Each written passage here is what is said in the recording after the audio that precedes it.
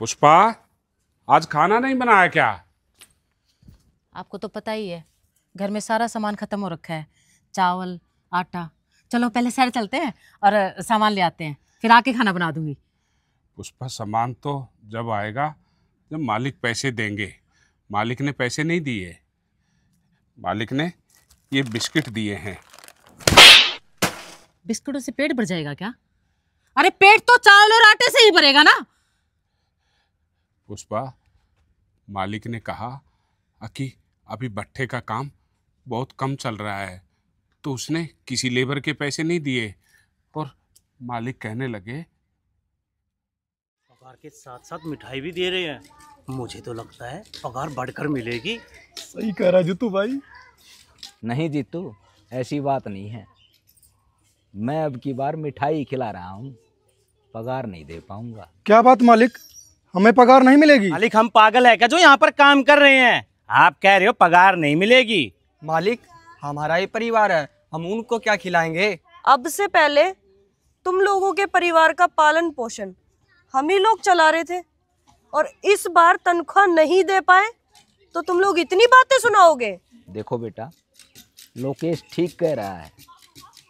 परिवार पैसों से ही चलता है और इनकी गलती नहीं है। गलती हमारी है जो हम इनको पैसे नहीं दे पा रहे। मालिक, पैसे का काम तो पैसे से ही चलेगा, आप हमारे पैसे दे दो बस। अगर इतना ही दिवाला निकल चुका है तो इस भट्ठे को बंद कर दो। आज हम यहाँ से हमारे पैसे लेकर ही जाएंगे। देखो, अब की बार मैं आप लोगों के पैसे नहीं दे पाऊंगा। हो सकता है कि अगले महीने आपको दे दूं। मालिक, हमें इन सब चीजों से कोई मतलब नहीं है, हम अपने पैसे लेके जाएंगे। जीतू, अगर पैसे नहीं मिले तो कल से काम पे कोई नहीं आएगा। हाँ, कह रहे हो भाई? चलो चलो चलो। चलो चाचा। अरे जोगी, मेरा वक्त खराब चल रहा है जो मैं तुम्हारे पैसे नहीं दे पा रहा। तूने कुछ बोला नहीं? मालिक, जिंदगी में उतार चढ़ाव आते रहते हैं, कब क्या हो हम इंसानों को थोड़ी पता है।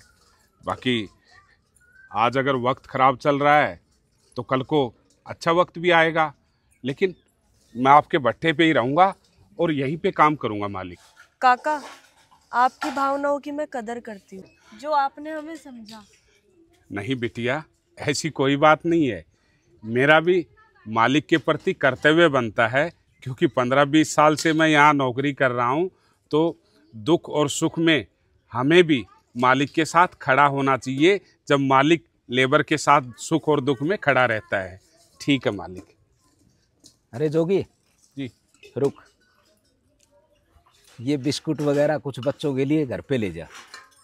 नहीं मालिक, बिटिया खा लेगी और आप किसी और को दे देना। अरे नहीं जोगी, लेके जाओ। कोई नहीं मालिक, आप रखो इसको। नहीं, ये लेके जाओ। अरे मालिक, इतनी उम्र में कौन खाएगा। कोई बात नहीं, आप लेके जाओ इनको।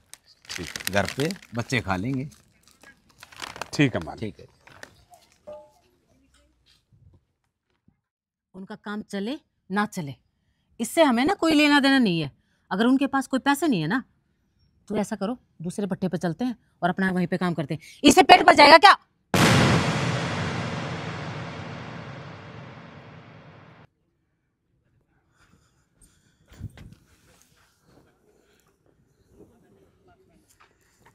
पुष्पा, मेरे ख्याल से इस बिस्किट के साथ मालिक ने गलती से पैसे भी डाल दिए।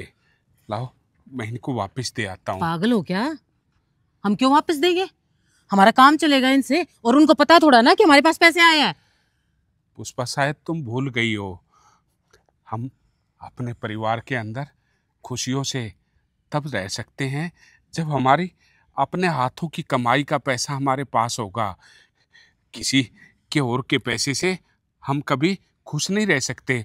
लाओ, मुझे दे दो पुष्पा, ये मालिक का पैसा है, मैं उनको दे आता हूँ। अरे मालिक का पैसा क्या है? हमने मेहनत की है, हमारी मेहनत के पैसे हैं, और हम अब ये पैसे अपने पास रख लेंगे। आप पागलों जैसी बातें क्यों कर रहे हो? ये तुम्हारी पगार नहीं है, ये मालिक का पैसा है, और हम ऐसे इस पैसे को नहीं रख सकते। मुझे ये पैसा दे दो। कुछ भी हो जाए, मैं ये पैसे आपको नहीं दूंगी। इससे हमारा घर खर्चा अच्छे से चलेगा। और हाँ, आप भी किसी को मत बताना, हम ये भट्ठा छोड़कर कहीं और चले जाएंगे। कितने दिन चलाएगी इस पैसे को? है 2 महीने, 6 महीने, 1 साल, लेकिन वो ऊपर वाला देख रहा है पुष्पा। अब गलती से मालिक ने पैसा दे दिया, ये पैसा मुझे दे दो, मैं मालिक को वापस देकर आ रहा हूँ। उनकी की हुई गलती वो भुगतेंगे ना, हमारे पास तो पैसे आ गए ना, हमारे पास। फालतू कानून मत छाट, पागल हो गए हो ये पैसा मुझे दे दे। और बकवास कर रही है। आप कहाँ लेके जाओगे पैसा? मालिक का पैसा है, मैं उनको वापस देकर आ रहा हूँ। आप समझ नहीं रहे हो हमारे। फालतू बकवास मत कर। हाँ। भगवान हमारे को दे रहा है ना, पगार मिल रही है ना।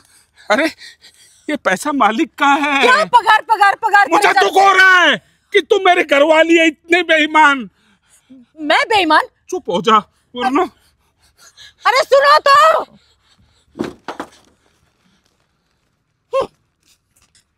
अच्छा खासा पैसा हाथ में आ गया था चले लेने के लिए, पर मैं। मालिक, अरे जोगी, इस थैली में गलती से आपके पैसे भी आ गए, लीजिए आप अपने पैसे। अरे जोगी, कोई गलती नहीं है, ये पैसे मैंने ही डाले थे और ये पैसे आपके हैं। क्या मतलब मालिक? जोगी, आज सुबह सभी लेबर वाले इकट्ठे थे और मैं पगार देने से मना कर रहा था, तो मैं वो तुम्हारा सभी का इम्तिहान ले रहा था। इम्तिहान? कैसा इम्तिहान मालिक? अरे जोगी, तुम्हें तो पता है इस भट्ठे पर 2-3 महीने से कोई मुंशी नहीं जी। अगर मुझे कहीं बाहर जाना पड़ जाए तो इस भट्ठे को कौन संभालेगा? इसीलिए आज सारी लेबर का मैं तुम्हारा टेस्ट ले रहा था और इस टेस्ट में केवल तुम पास हुए हो। तुम्हारी ईमानदारी पर मुझे गर्व है और मेरी गैर हाजिरी में आज के बाद इस भट्ठे के मालिक और मुंशी तुम होगे। मालिक, आपने इतनी बड़ी बात कही और मुझे इस जिम्मेवारी के लिए फाइनल किया, आपका बहुत बहुत शुक्रिया। मैं कोशिश रहेगी कि मैं इस भट्ठे को अच्छी तरह संभाल पाऊँ। सुनो, मुझे माफ़ कर दो, मुझसे भी बहुत बड़ी गलती हुई है। अरे पुष्पा, तुम किस बात की माफ़ी मांग रही हो? मालिक, माफ़ी तो मैं आपसे भी मांगना चाहती हूँ, क्योंकि इन पैसों को देखकर मेरे मन में लालच आ गया था और मैंने इनसे मना किया था कि ये पैसे आपको ना दे और इन पैसों से हमारी ज़िंदगी अच्छे से कट जाएगी, लेकिन ये नहीं माने। ये बोले कि पैसे मैं मालिक को ही दे के आऊँगा। मुझे भी माफ़ कर दो मालिक, मुझसे बहुत बड़ी गलती हुई है। पुष्पा, ये माँ बाप के संस्कारों में शायद कमी रह जाती है कि बच्चों को ये सिखाना पड़ता है कि बेटा अपनी ज़िंदगी में मेहनत और ईमानदारी और जो अपने नाखूनों की कमाई होती है उसी से हम अपने परिवार को खुश रख सकते हैं। तो दर्शकों, मैं आपको भी कहना चाहूँगा कि बेईमानी का पैसा हमारे परिवार में, हमारे शरीर में सिर्फ़ और सिर्फ बीमारी लेके आएगा, झगड़ा लेके आएगा, कलेश लेकर आएगा। लेकिन जो मेहनत का पैसा होता है उसी से हम अपने परिवार में खुशियाँ ला सकते हैं। तो मैं सभी से हाथ जोड़ के प्रार्थना करता हूँ कि आप बेईमानी के पैसे को अपने घर में मत घुसने दीजिएगा, अपने हाथों में मत लीजिएगा, अपनी मेहनत के पैसे से अपने परिवार को चलाइएगा। हरे कृष्णा।